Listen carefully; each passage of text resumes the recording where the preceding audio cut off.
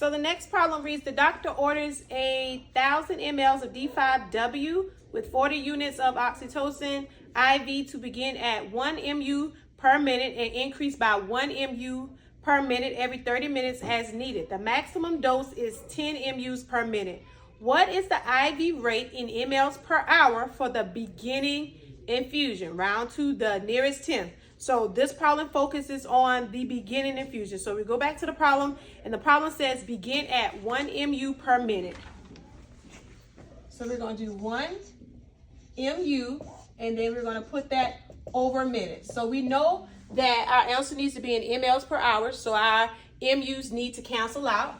So we know that 1,000 milliunits equal 1 unit.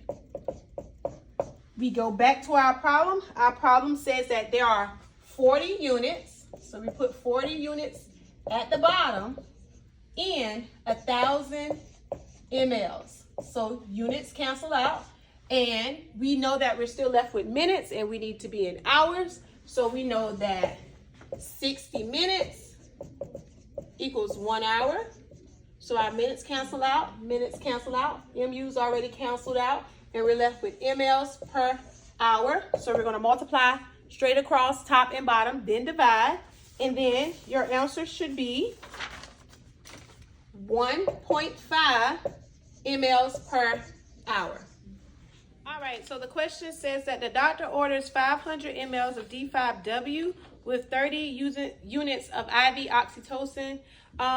Begin the infusion at 2 MUs per minute and increase by 1 MU per minute every 30 minutes as needed. The maximum dose is 30 MU per minute. What is the IV rate in mLs per hour for the maximum infusion?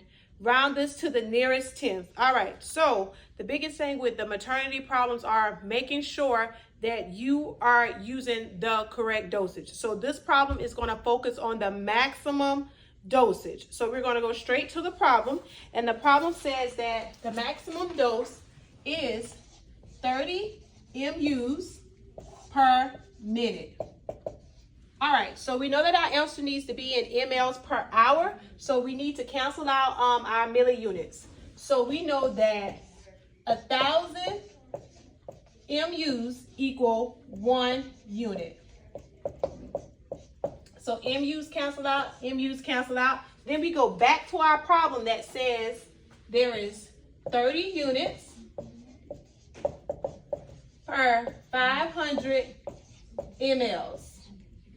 All right, so we cancel out units and we're left with mLs per minute, but we need to be in mLs per hour. So we know that there is 60 minutes in an hour. So minutes cancel out and we're left with mLs per hour. So we're gonna multiply straight across, top and bottom, then we're gonna divide, and then you'll get 30 mLs per